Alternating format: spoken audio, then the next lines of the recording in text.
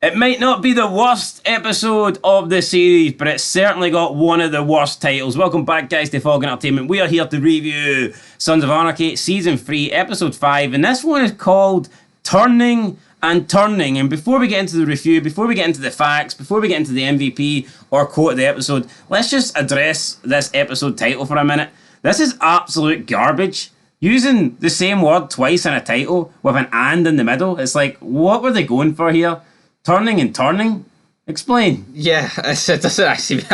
You know what? Yeah, this is fucking horrendous. I can't defend it. Is turning and turning alluding to something? Is it alluding to maybe we see... Actually, I think maybe you could maybe say it's referring to they're turning and turning in the pursuit of Abel. Because like they're just going around in circles. Turning like Jax turning? Making a deal? Turn? I don't know. To me, if I heard this title, I'd be turning the channel, man. But yeah.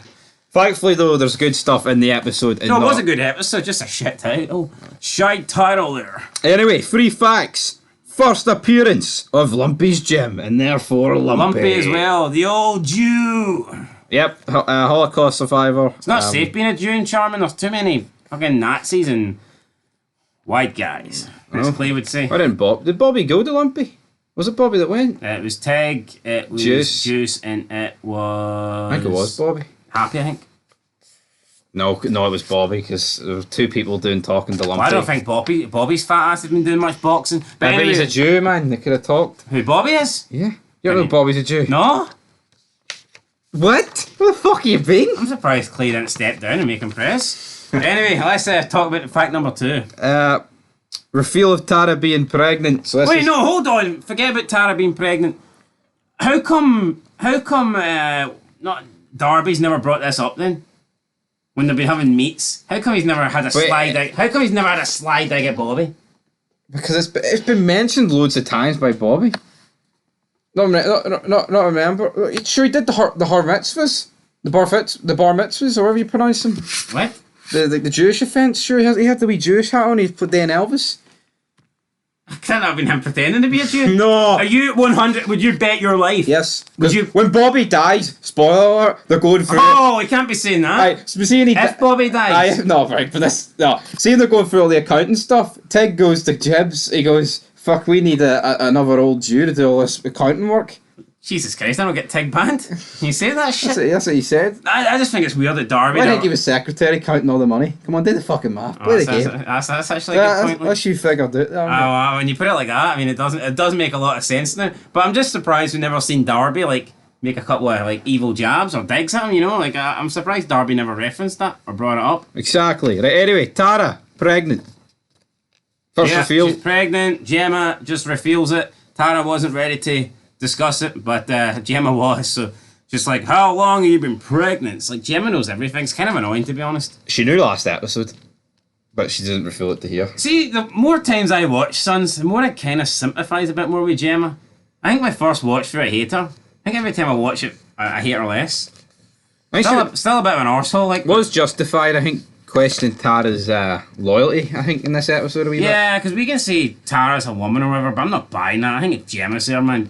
Fuck, Cammy Hayes probably gets a high heel to the eye or something. So, yeah, we'll get that scene later on. And final fact, first member to get a patch stripped off his back. Now, not technically stripped, but he got it took off his back. Yeah, he didn't lose his title or anything like that. He's not out, but he's had his patch stolen. Maybe stolen. In the chicken man's face. Well, we're not really. It's cut, mate. More is cut than his patch. His patch is cut, whatever you want to call it, alright? Well, hold on. Patch is something... Yeah, patch is like a title you have on your cup, is it not? Cut's the actual vest. No one goes, oh, you got your cut stripped. That's what I would say. That's what you would say, mate, but you're not an MC. Anyway. No, wait, that's what they did say. I'm pretty sure they walked in, he's like, they took my cut. Yeah, but they say cut, but they wouldn't say cut's been stripped. Who cares? We get the point, guys. Cut patch has been taken. The chicken man betrayed him. The chicken man. Talking of chicken, Clay Morrow sitting there reading a wee article with his Granda glasses on. What do you make of Clay here? He looked very... What's that got to do with chicken, by the way? I was trying to pretend that he was reading something about chicken and you've just went and hoovered it off me, but right, he looked old. Did this look like a fucking first... No, it's Clay Morrow, he's always looked fucking old. Aye, but come on, Clay jacked, you know, talking about guns. Those hands have been old for a long time. These reading glasses do not do it for me. Personally, did they do it for you? I don't know, but see that episode when Gemma says to him about, why don't you try and destroy or pound those pounding mitts or whatever? That should have won quote of the episode, I think. I think it should have, right? Yeah. But Jax comes in and then Tara's there. And then He looked very sophisticated. he did. Gemma's like, this one's on you too, Doc. And she's like, I need to know everything. And Jack's like, oh, we're just trying to protect you. And she's like, bullshit. Bullshit, you're trying to protect yourself. So, See, look at is that protecting yourself from me? That's the only thing Jax can really be. See when you look at... I know, I get your point, right? But see when you look at Clay reading, he does look a bit sophisticated. But in reality, his vocabulary is pretty much AKs and shotguns, you know? So it's like... Is that really what you took us back to? I'm sorry. Let's I'm move on. actually reading the story here. Yeah, let's move on. Jax, no, but Jax explains what happened to Abel here in about 5 minutes, and then Gemma just goes at the end of it, I based in Belfast, dickhead. I don't really like that. I don't like how Gemma's the one that A knows and B doesn't tell him straight away. I think instead of lecturing them, I think you tell them first thing. I think this was her way of, here, you kept this secret from me, so I'm delaying this to you a wee bit. Maybe, and I get it, maybe they want to build up a little bit of tension, but I think in a real life scenario, I think when she woke up and she's like to Clay, hey baby, it's like that guy from Hanson, Predator. Hey baby, remember that him, the pizza guy? Aye. No, it wasn't the pizza guy, it was... The other guy. The guy, aye. Dupree, aye. Right, plucking head. You could do a Bishop and Taz, isn't it? First 2 seasons. To catch up or take a seat, Dupree. Fucking Taz needs to take a seat, maybe he can't sit down. Anyway, right, back to this. Take a seat in the closet, you prick. Gemma reveals that it was Maureen Ashby that gave her the phone call. Maureen Ashby took your grandson. And then Clay's like, McGee, that's McGee's old lady. You can just see this monkey head, the fucking the thoughts spinning inside, the clogs turning. He's jobbed us out. And then... Because the only thing he's got in there is AKs and shotguns, but then when this McGee, it's like the McGee spinning around in his head. Jax is adamant that they have to phone Belfast President Keith McGee for help, but Clay's like, nah, that means Belfast could be in bed with Jimmy. Like, I get that, right? But what is the harm in not phoning McGee? Because if he's in bed, McGee's just going to lie. Why can't you just phone McGee and ask him, here, I spoke to your Sergeant at Arms. Can you confirm? I'm not saying accuse him of being a liar. I guess it would be harder to get to Belfast if Sam Bell knew he knew already. Like, would Sam Crow really turn up in Belfast knowing that the whole charter and the IRA is against him? That's a lot of hate, like. Come on, you got to factor Turn that. up anyway? Yes, but... Yeah, but they didn't. They thought O'Neill and McGee were good. They thought it was a whole charter thing. What? What are you on about? See when Sam Crow turn up in Belfast, they think Sam Bell's good. How would it have been if they turned up? No, they don't. They've got suspicions. Yeah, they've got suspicions about O'Neill. That's it. About O'Neill. Clay's still alright with McGee. So I like to give my boys the benefit of the doubt, Clay. I think he's on the fence with McGee. Nah, he's not on the If he was alright with McGee, would have phoned McGee then? If he was alright with McGee, he would have phoned McGee. That blows your opinion at the wall. I don't think it does. I think it does. I think it does. I think he's... Well, I mean, I see where you're coming from, but I can understand why he's a bit cautious, because Clay doesn't want to blow the cover till they get there. That's what I feel it as. I feel like he needs Sam Bell's help, but he doesn't want to out them at the same time. But why else are they going there then? Why the fuck would they be turning up to Belfast? To get Abel? Exactly, so if they're going to Belfast to get Abel, they don't fucking trust what Sam Bell have told them. Yeah, but Sam Bell haven't told them shit. Sam Bell says he turned up on it without a kid. That's O'Neill. Exactly why they don't trust O'Neill, and they find out from Maureen Ashby. I think you're missing. I see where you're coming from, but I think you totally missed the fucking point. Because why wouldn't like O'Neill be, sure, I told you lads on the phone, you didn't have your grandson, you know, like... Yeah. That would happen. But from a storyline perspective, we're led to believe here that maybe it's just Liam O'Neill that's dirty, not Keith. Maybe they don't want to reveal too much too soon. So hold on, you don't think Clay would say to Keith here, by the way, I was speaking to Sergeant at Arms, he tells me my grandson wasn't there, but your wife tells me he is there. Which one fucking is it? Come on, Clay, get the guns. Oh, damn it. But Clay's very sceptical, Gemma's very sceptical about Sam Crow going to Belfast. They don't, East Belfast. Hold on, if you were Clay, what would you have done in this situation? I'd fucking phone McGee, but like... First 9 to first 9? But, yeah, like, let's just call a spade a spade. Is Clay never really trusted McGee in the past? But from what it seems like in the past, that him and McGee's would set this whole deal up, and it was JT that was fucking jobbing at the IRA. So it seems like out of the first 9, I think Keith and Clay were probably the closest. Well, I think Clay and JT were the closest, were they not? Yeah, right. Yes, but I'm talking about like to this point. After JT's dead. So that leaves to take the best friend role of Clay Morrow from the first 9, should it not be Keith? Although they do say that Piney and JT were best friends. You can have more than one best friend. No, you can, like, but it strikes me if it was more Clay and JT. No, maybe like there's like obviously because they were president and VP for a bit, they were like close. They grew close over the years. Maybe that pushed Piney out a wee bit. Who was the original VP? Was it not been Piney? Well, see, yeah. Well, maybe. Was Clay not a nobody? Just I don't mean that in a bad way. Like, maybe Clay was I don't know. Maybe Clay was Sergeant at Arms. I think Lenny and Pimp was Sergeant at Arms, was he not? Maybe he got arrested though, and Clay was like. But right, you know what? That's a different fed for a different time, right? But then we get Chibs. Fucking Clay was prospect. He took out JT and then he stole his fucking president patch. That's what happened. Right, we got Jax, Chibs, and Opie. JT was too busy playing checkers. Clay's playing chess. Aye, they were, mate. They're playing checkers in the I just had Irish, to get that wee line in. the Irish Steam pub, right? We've got Jax, Chibs, and like, how about you phone that McFarlane bastard and get us some fresh intel? Consider it done, big man. Tell you what, see if the mines kill off Chibs and go fuck themselves. Spoiler alert here, Happy's dead.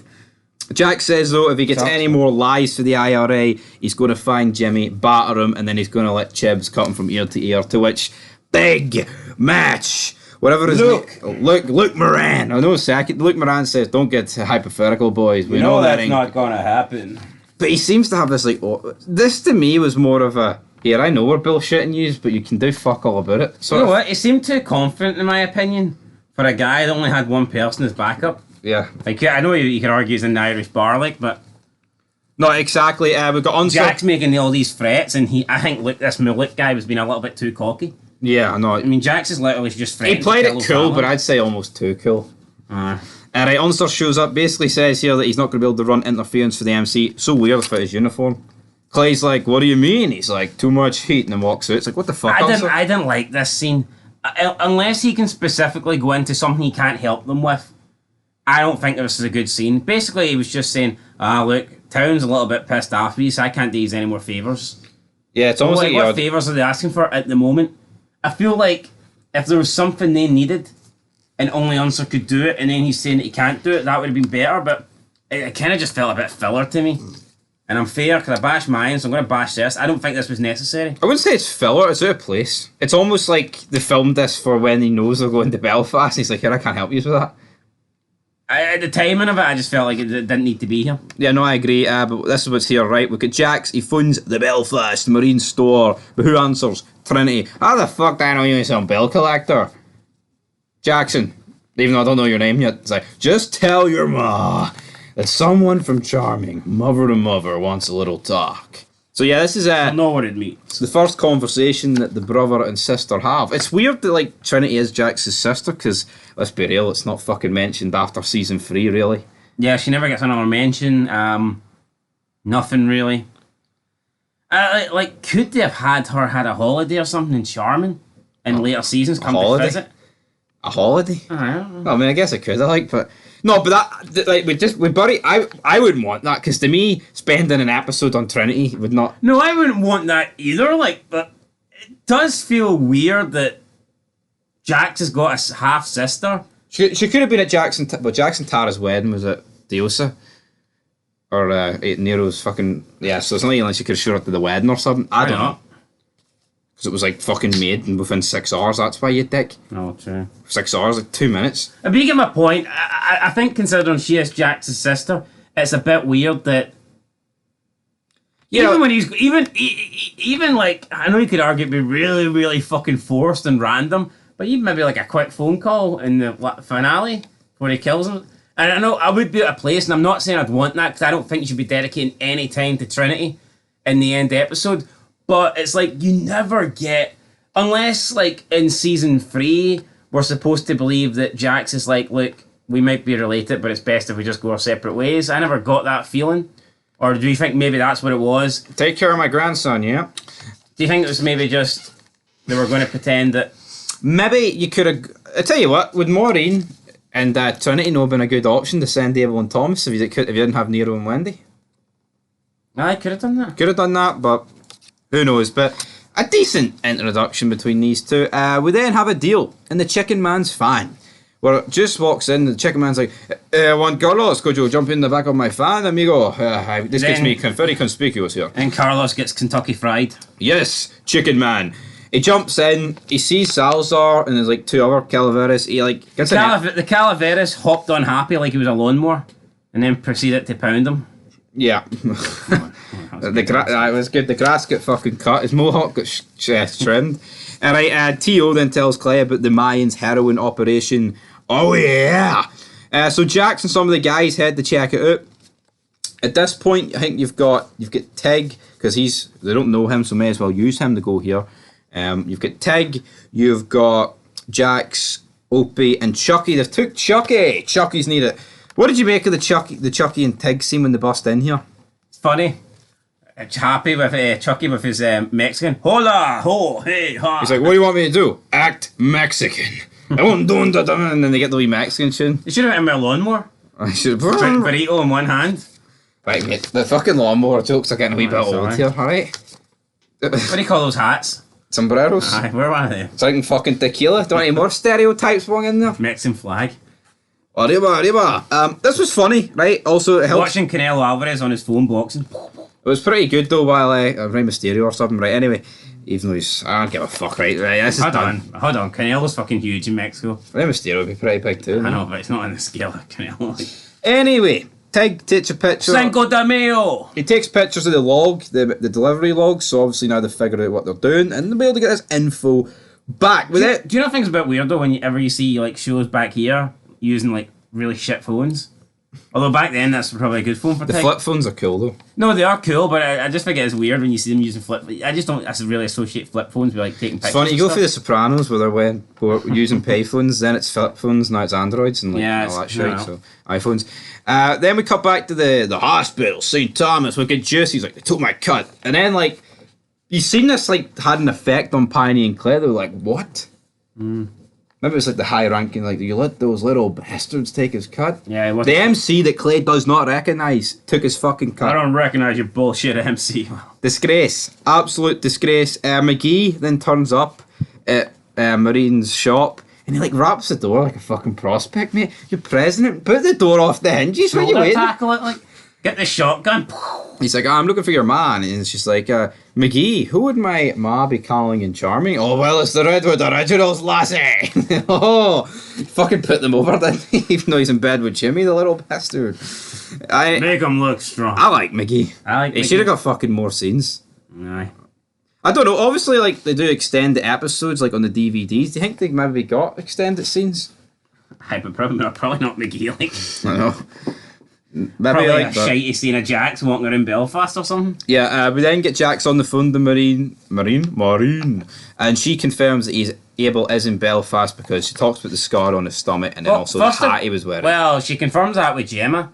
Then Gemma puts Jax on and Marine's like, I don't know how much longer I can keep him safe. And then puts the phone down and Jack's like, what the fuck? We gotta get to Belfast. And then Gemma looks at Clay like she's fucking shot herself. Was there a time limit? Could Marine only call for 30 seconds? Maybe fucking Big E was at the door. Maybe, I don't know. The story wasn't wrapping, he was putting it through. As soon as fucking Jax got his hands on the phone, she pretty much hung up on him. I know, literally, like, it was weird. We had to go down. Stall then answers the door. But see the fact that she was like, oh, I don't know how much longer I keep him safe, then it actually felt like, oh, she can't keep him safe because she had to hang up straight away. It's like, what was preventing her from having a long conversation?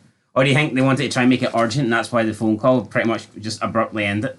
To try and give you this feeling, oh fuck, she can't keep Abel safe? I guess it gets kind of urgent. Well, Abel's gone.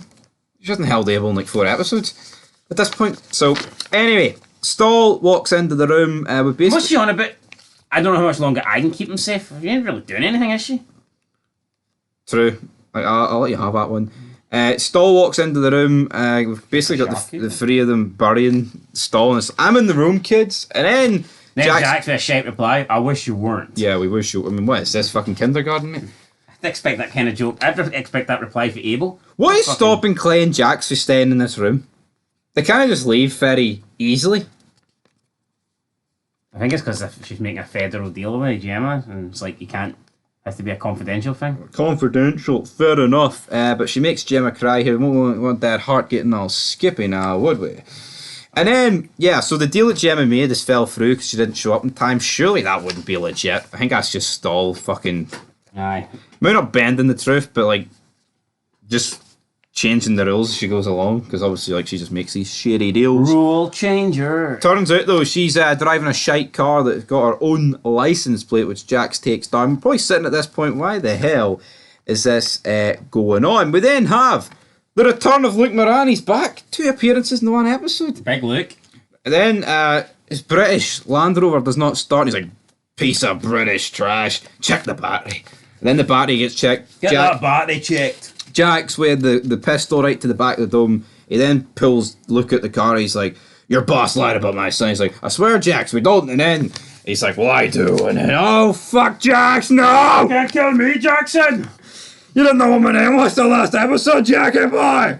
And then what did you make of this then? Then we get the big ending. I like that Jack's pointing the gun with the silencer right at Luke Moran. Luke Moran's no laughing now. Yeah, he shows You all up. know that's not gonna happen, Jackson. Oh shit, it's happening, Jax. My horse is win, Jackson. Alright, so he shows up at Stall's house and he proceeds with the greatest deal in the history. He's like, you will get Jimmy O and you will be an ITF legend. And then she's like, well, what do I need to get? And well, what do you want in return? I want my son, my club, and my mom. Damn it. And she's like, well, what would make me think that the prince would turn rat? He then opens the back doors of a van, and we've got about 4 dozen AKs that Clay was fucking probably raging that aren't delivered to his front door, and we've got Luke Moran. So, yeah, Luke Moran is never heard of again. Jax fucking shafted Luke Moran, didn't he? Why, Luke Moran got a shit This deal. will be an absolute life sentence for him. And with this, Stall is on board. Yeah, Stall tells him, look, yeah, he's not going to be getting a phone call. He's a terrorist. Terrorists don't get phone calls. Jack's made it clear that he can't get a phone call because if he reaches it to Jimmy, this whole deal is done. So, Obviously. And what would that have meant for Sam Crow? yeah, what would that mean for Abel? No good. Wouldn't have been an altar boy. Would Sam Bella have paid repercussions? Potentially. Alright, anyway. Rating out of 10. I'm going to go with a 7. I'll get a 7 as well. Good episode. Enjoyed it. Just like your run-of-the-mill, but still very good. Average episode for Sons. It's about a 7 anyway, like so. But still a good episode. Good episode. MVP, Agent Stall, and quote the episode. What makes me think the prince would turn rat? So, heavy Stall there. Yeah, no, I mean, people say that we don't really like women on this channel, but that's not necessarily true. We just don't like the women in Mind's MC. And having said that, I actually kind of enjoy Cody's character, so yeah, it's just, I think Agent Stall is a great See, character. with Stall, she's not like castrating anybody or fucking beating Jax and Clay 2 on 1. Fist fights, Yeah, you know what I mean? Like, that would be shit. So, yeah, no, I do like female characters. If there's one way you can make women look strong, it's in like a position of law. Aye, power, yeah, so. Not totally. not like Emily, who's just a fucking jobber.